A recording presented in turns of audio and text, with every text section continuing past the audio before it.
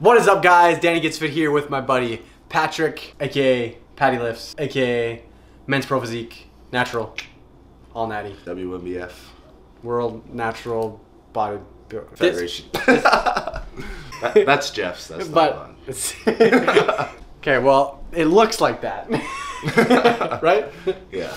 Anyways, guys, we posted on my Instagram to do a Snapchat Q&A, so we're gonna get into that right now. Let's do it. Hopefully you guys see this. Hopefully it's not nudes. You guys sent me nudes and trolling me. Oh, cool. Talon, best way, I'm assuming you meant to burn calories / best type of cardio. In my opinion, you shouldn't rely, if you're aiming to burn calories to lose fat, your reliance shouldn't be on cardio unless that's all you want to do is lose fat. But if you want to actually gain muscle and improve your physique while losing fat, then I would recommend weightlifting combined with nutrition first, and then also cardio supplemented in after. So like 10 to 20 minutes of steady state, maybe 1 to 2 HIIT sessions a week. That's what I would do. Patrick, yeah. what would during prep, what would you do for cardio? During prep, cardio, it depends on the person. So if someone likes to eat a little bit more, then I'll give them more cardio, so they'll allow them to eat more. But if they really hate cardio, I'll give them a little bit less. Generally, I like to keep HIIT a little bit lower because of recovery. So like you said, 1 to 2 per week is pretty good. Yeah. You don't want to hinder your resistance training sessions, because that's where you're gonna maintain all your muscle. So yeah, a lot of people ask oh, do I do cardio before or after? 5-minute warm-up is okay before a workout, but then you want to do your main majority of cardio after your workout, because you want to save your energy for the weightlifting. Yeah, so you want to prioritize, put what matters most at the start, and then so if that is, I guess, just weight loss rather than you don't want to add muscle at all, if you just want to lose weight, then maybe you can do cardio first if you want to. Andy Mahler, what are your best tips for getting over a plateau, going from 190 pounds to 180 pounds? So I'll let Patrick go this one. Plateaus. Go. Plateaus, I would track everything that you're doing and then make a change. So if you're staying in the same spot, that means you're keeping everything the same. So you're gonna have to switch up something, your nutrition, your training, your cardio, something. But just because you're not making progress maybe throughout a single week or two doesn't mean you are making progress. So a quality of a single rep, if you're controlling a little bit more, then you are making progress. You don't have to move up every week. If you're adding 5 pounds to your bench every week, what is that, 5 times 52, it's up 200 pounds. That's unrealistic. So as long as you're making slight progress, you're doing fine, but overall you're gonna have to change something. Yeah, usually what happens when you get to a plateau, especially for people looking to lose a lot of weight, 190 to 180, say you started losing weight 210 pounds. Now you're 190 and you can't seem to get to 180, but you're still eating the same amount of calories you were at 200 pounds. You need to make that adjustment, because when your body gets smaller, it takes less energy it uses up less energy throughout the day. So yeah, you're reaching that equilibrium, so you're eating at maintenance and you just got to drop below that again. Yeah, and yeah, I've talked about that a few times before. I figured we'd touch on it. Next question, Tanya and Bose. Hey, Danny, I'm interested in your coaching. Oh, okay, I'll say that one for later. Thomas Murphy, 666. Hey, Thomas, watch it, bro. Is it easier, I'm assuming he meant, is it easier to find clothes to fit into now? Yes, definitely. Clothes are made for the average person, which is anywhere from medium to large. So you're gonna find most styles and most fits in medium to large for a majority of stores. They have small to XL, but I find that XL, it gets a little bit too wide, small gets just tight and ridiculous. So medium to large is the average person, so that's what the companies most stock up in. If you go to any surplus outlet store, you're gonna see the medium section be huge, the small section be smaller, and as you get higher in the sizes, it's smaller and smaller of a section. So less style, less ability to mix up outfits, it's not as fun. You can't go out and oh, I'm gonna try that on, it's gonna fit. It's a mind game thing where now I can go out, buy a piece of clothing that I like this, or some sweet jeans or whatever, and I'm confident in the fact that if it doesn't fit, I know I'm gonna find something, rather than before I had to start shopping at a big and tall store. So definitely easier. I can touch on that too. Because you were skinny, right? Oh yeah, so when I first started, I was 120 something pounds in high school, and then now I'm around 185. But I find when you buy clothes, since you probably have this problem now too, when you're starting to get bigger, like your shoulders, if you wear something regular fitted, the stomach's going to be huge. So you're going to look like a box. To like show off the body a little bit, I like to make sure things are fitted or like slim fit. Yeah. But yeah. Yeah, I didn't count One that. looks like once, clean cut, now you know? it's very hard to find. It's easier to find clothes, harder to find jeans. Yeah. Yeah, pants are a no-go. That's why we always wear joggers. That's the only reason fit people only wear joggers. Is because like jeans are like next to none unless you go to like a big city where you can go to like a Zara or a Forever 21 or something like that, where jeans are like tight fitted, but they're also like stretchy. Yeah. I know. This is like pushing it to the max. Okay, next question. Gilbert Abara 3. What do y'all think about CrossFit? Well, I'm actually doing CrossFit next week for the first time with Obese to Beast, John Glad. Most of you are gonna know him. I'm like I don't know. I figure there's so much like talk about CrossFit that people kind of just jump on the train of like, oh, CrossFit's dumb, blah blah blah. It definitely isn't crap. Like they know what they're doing if you get a good trainer, and the athleticism involved in CrossFit is unbelievable. I know I'm not gonna be able to get through a workout like most of the people there are. So the athleticism is just kind of like a different style than bodybuilding or powerlifting. Like it's just a different style of training. So there's nothing wrong with it. It does have a higher injury factor that just really pertains to the certain person, if they're listening close to the coach trying to coach them, or if the coach is good in the first place. So I feel like that's why CrossFit gets a bad rap, is because it's a lot of movement. So more movement equals more chance of injury. But that injury is involved with any single time you walk into a gym. So I wouldn't make that as a big judgment on CrossFit. I'm excited to try it. Would I do it every day? Probably not.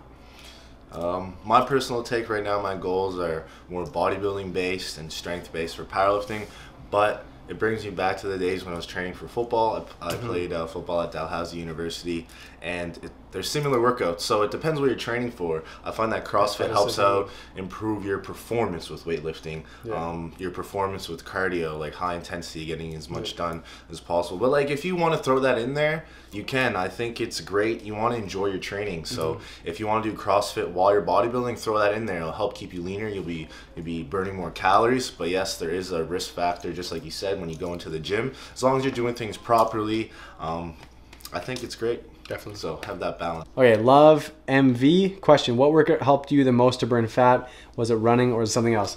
Just kind of touched on this before. The thing that helped me the most was weightlifting, because not only was I burning fat, but I was also improving my physique. A lot of the people out there that you see weight loss transformations, the reason, like, and this isn't me being like boastful or anything, but the reason we look so different is because I weightlifted while they just did cardio.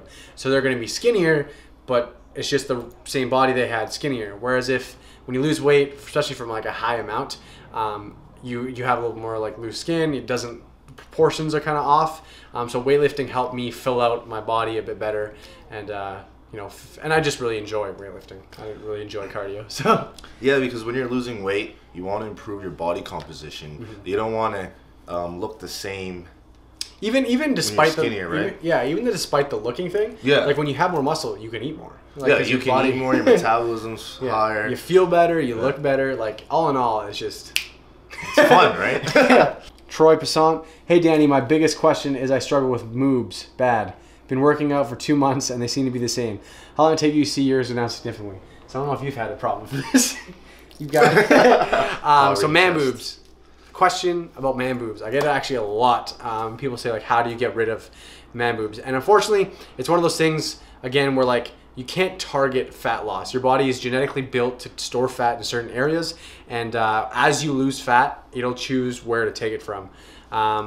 So some people hold it a lot in their hips, some people hold it all in their stomach and like none in their legs, some people hold it a lot in their legs and not a lot in their stomach. It all depends on the person.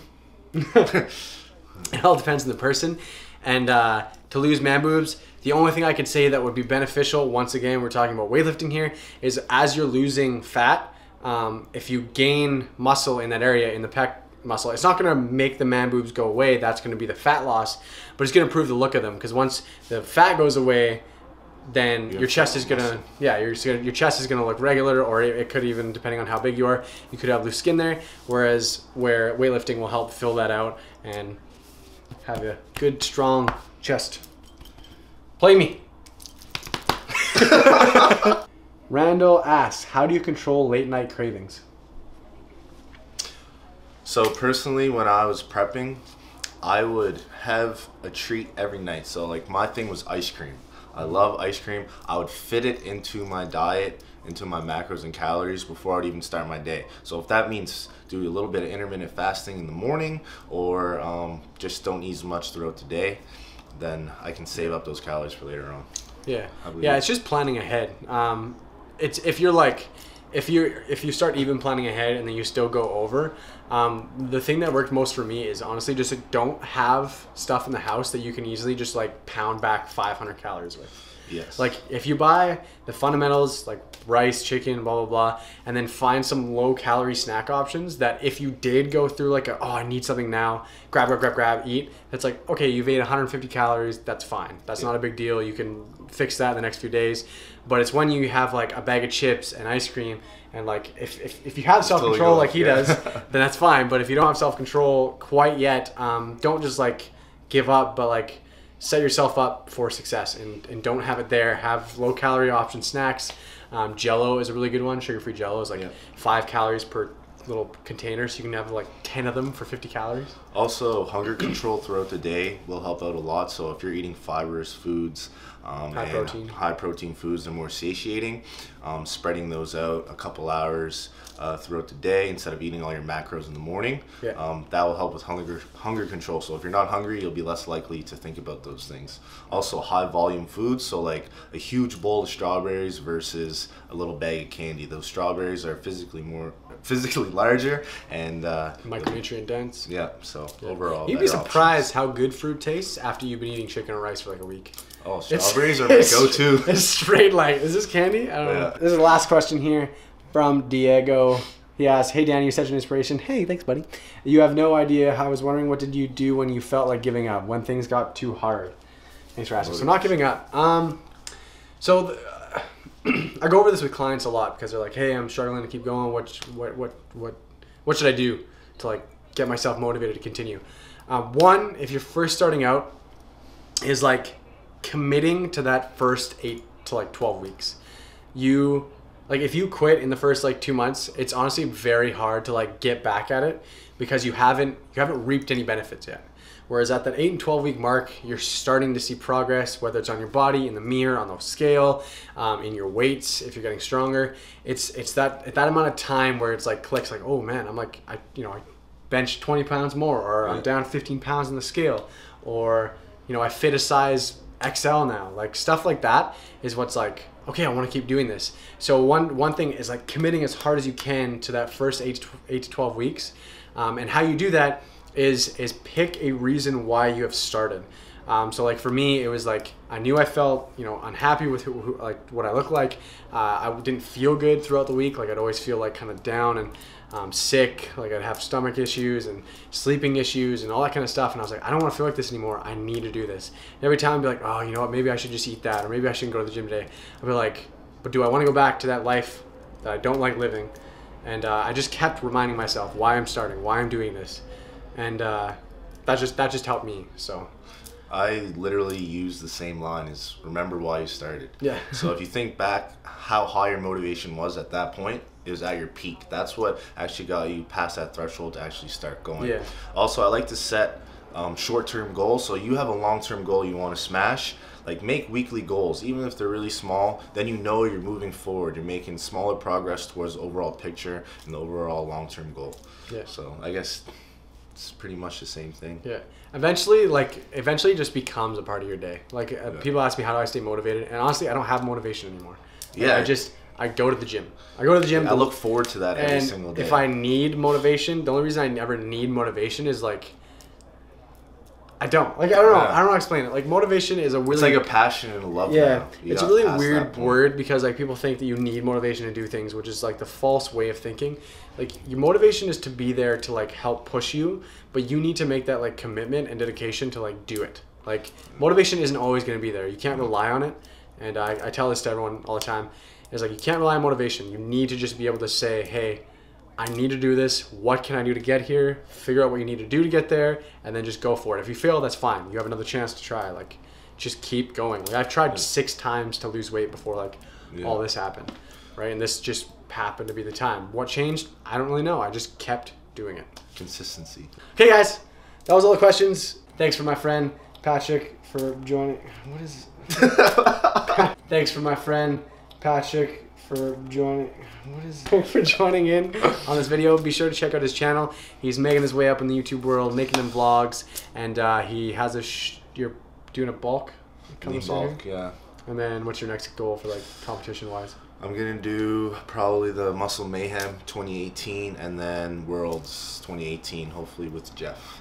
2 years. So 2 more years. 2 years to pack on some size. And then in between short-term goals, I'm gonna smash some powerlifting meets. Sweet. Yeah. Off season. Okay. But yeah, man. Thank you. Thanks for watching, guys. Be sure to hit that thumbs up button if you like this video. Comment down below because I always love hearing from you guys, and subscribe if you're new to the channel. Until next time. Stay swole, my friends. You don't know my outro? You don't watch my videos? Stay swole. Woo!